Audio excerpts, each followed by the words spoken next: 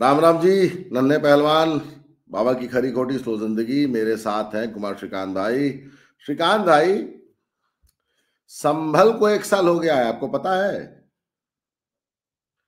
पिछले साल 24 नवंबर की बात थी सर। 1 साल 1 हफ्ता। 28 पुलिस वाले इंजर्ड हुए थे, 4 लोगों की डेथ हुई थी और 138 गिरफ्तारियां हुई। पर उस सब के बाद आपको याद होगा कि योगी जी ने 1 साल में पूरा उत्तर प्रदेश शांत कर दिया, जैसे कर्फ्यू लगा हो। एक और स्टेट है सर, बड़ा संभ्रांत स्टेट, जिसके बारे में कहा जाता था भद्रजन, भद्रलोक, बंगाल। सर वहां के एक वीडियो दिखाना चाहूंगा, उसके बाद हम बात करेंगे। ये वहां के एक एमएलए हैं। ये कोई छोटा आदमी नहीं है, ये टीएमसी से एमएलए है। जरा इसकी भाषा तो हम समझ नहीं पाएंगे, सुन लीजिए, फिर इसको मैं ट्रांसलेट करके आपको दिखा। এখানে 72 আছে, বাংলায় 37% আছে।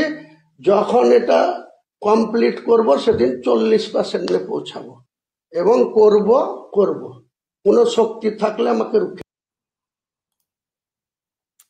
ये कह रहा है हुमायूं खान एमएलए।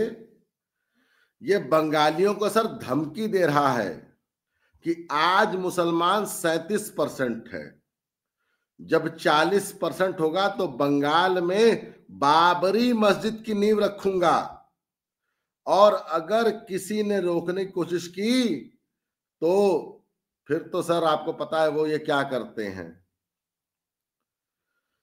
मुर्शिदाबाद में 70% मुस्लिम आबादी है। ये आदमी कह रहा है कि जो भी हमारे खिलाफ जाएगा वो चूर चूर हो जाएगा। सर इसके अलावा एक और वीडियो जरा देख लीजिए। ঝড়ের গতিতে মোবাইলে টাইপিং, ছবি আপলোড। না, এরা কেউই নির্বাচন কমিশনের সঙ্গে যুক্ত নন। কেউ কলেজে পড়েন, কেউ বা চাকরির প্রস্তুতি নিচ্ছেন। খোদ আরামবাগ বিডিও অফিসে নির্বাচন কমিশনের নিয়মকে বুড়ো আঙুল দেখিয়ে এসআইআর এর ডেটা এন্ট্রি। অস্থায়ী কর্মীদের দিয়েই চলছিল ফর্মের আপডেট, মানে ডিজিটাইজেশনের কাজ। सर ये टीएमसी का काडर है जो बीएलओ को लतिया के खुद भर रहा है एसआईआर के फॉर्म। श्रीकांत भाई, ये बंगाल में क्या चल रहा है? मोदी जी क्या कर रहे हैं?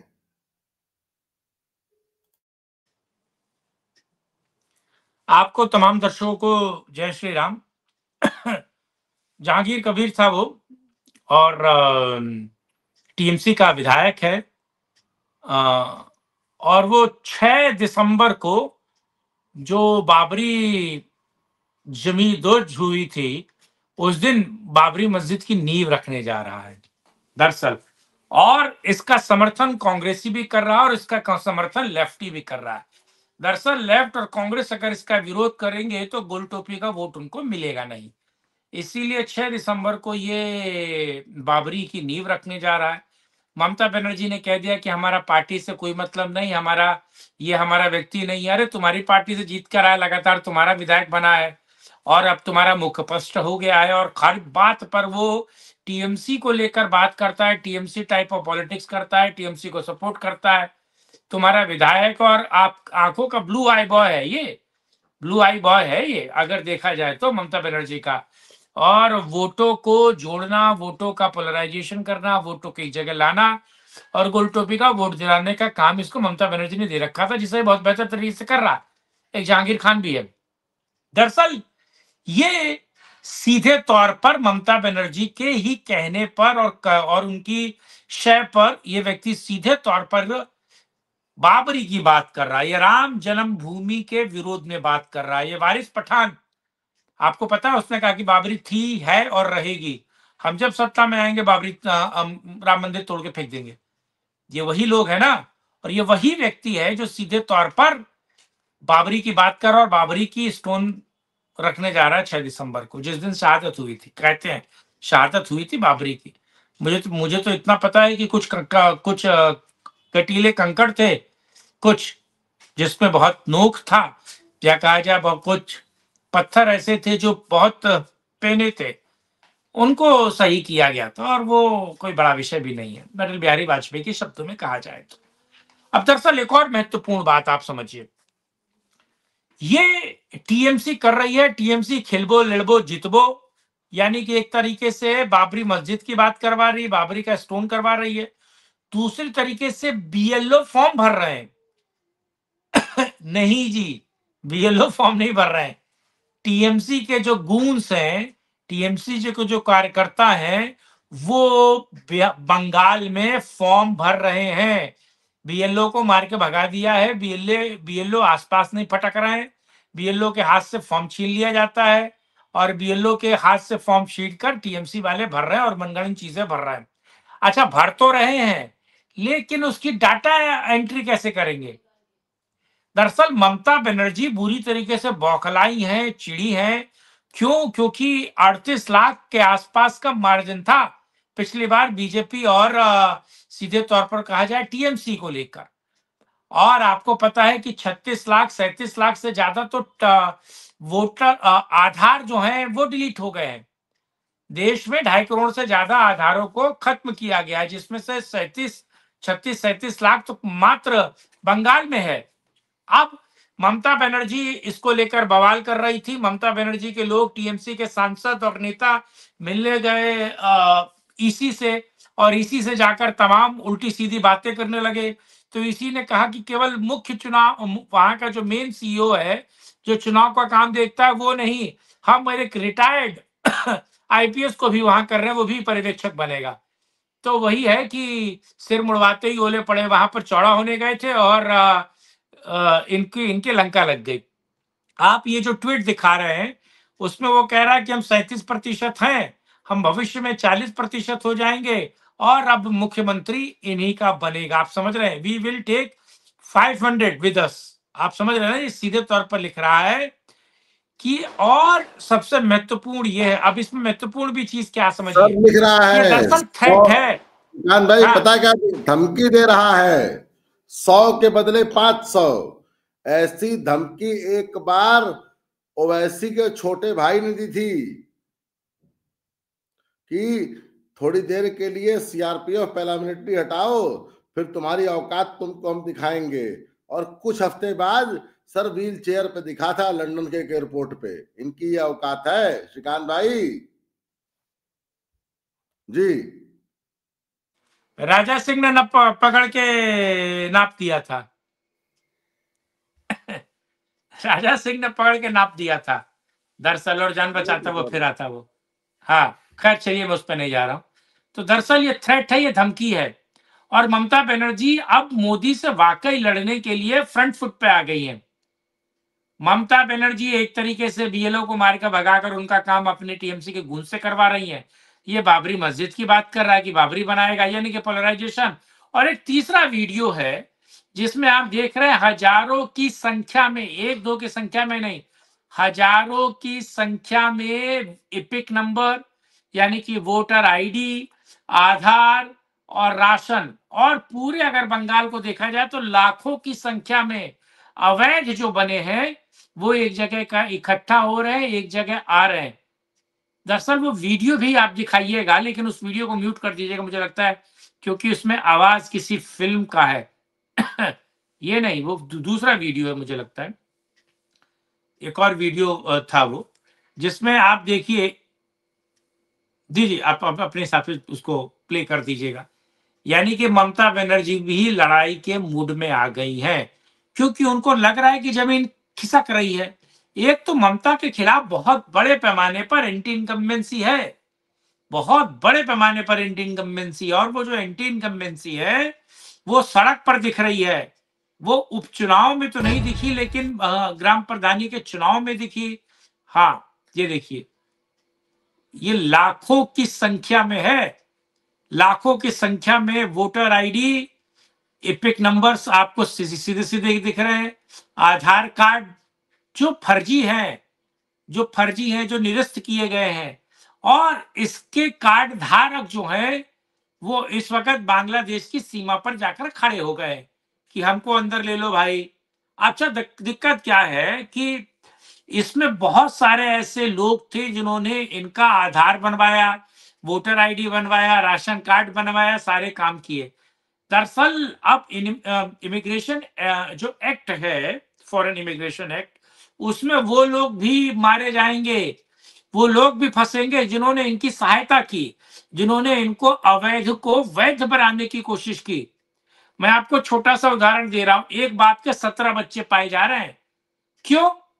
क्योंकि जब एसआईआर में ये चीज क्लियर हुई कि अगर आपके पास, आप अपनी नागरिकता को सिद्ध नहीं कर सकते, अपनी वोटिंग राइट्स को सिद्ध नहीं कर सकते, तो आप अपने बाप का नाम बताओ। आपके बाप के पास वोटिंग राइट्स है और पिछले 40 साल से वोटिंग राइट्स है तो बता दो। तो 40 साल के आदमी का बेटा 60 साल का पाया जा रहा है। एसआईआर में ऐसी भी गड़बड़ियां निकल रही हैं और टीएमसी के गूंस उसको करवा रहे हैं।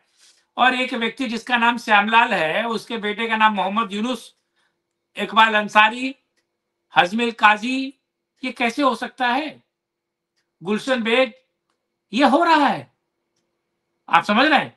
तो ये बहुत बड़े पैमाने पर बीएलओ को धमका के, डरा के धांधली करवाई जा रही है। और आपको पता है पूरे देश में आज तक अगर आप देखें तो 16 से ज्यादा एसआईआर हो चुके हैं अलग अलग देशों में। लेकिन अभी बिहार में हुआ एसआईआर, महाराष्ट्र में हो चुका है, गुजरात में चल रहा है, उत्तर प्रदेश में भी चल रहा है, अलग अलग राज्यों में चल रहा है, मध्य प्रदेश में चल रहा है, राजस्थान में चल रहा है। पर क्या किसी भी राज्य में आपने देखा कि बीएलओ हड़ताल करवा दे? बीएलओ से हड़ताल कौन करवा रहा है? दरअसल बीएलओ से हड़ताल ममता बनर्जी करवा रही है, प्रोटेस्ट करवा रही है चुनाव आयोग के कमीशन के ऑफिस के सामने। और जो बंगाल में चुनाव आयोग का सीईओ है, उसको थ्रेटन किया जा रहा है। आप समझ रहे हैं? बल्कि चुनाव आयोग ने सैलरी बढ़ा दी है। जो स्टिफन मिलने वाला था, जो पैसा अतिरिक्त पे होने वाला था, मिलने वाला था, दरअसल चुनाव आयोग में डबल करने के बावजूद ये हो रहा है। क्यों? ये ममता के कारण हो रहा है, ममता की शाय पे हो रहा है। नन्हे भाई कुछ कह रहे थे शायद आप। श्रीकांत भाई, एक बात बताइए, सिंपल सी बात है, सिंपल सवाल पूछूंगा आपसे मैं। हेमंता बिश्व शर्मा ने तो बिल पास कर दिया ना, इनके 7 से 10 साल की सजा, बहुत सारा जुर्माना, और अगर रिपीट ऑफेंडर है या पूर्व में छुपाया है तो सर 10 साल की सजा। सर एक बात बताइए ना, अगर कल को हिंदूवादी सरकार अगर बंगाल में आ जाती है भाई, तो सर आपको क्या लगता है ये बांग्लादेशी रोहिंग्या कई दिन टिकेंगे बंगाल में?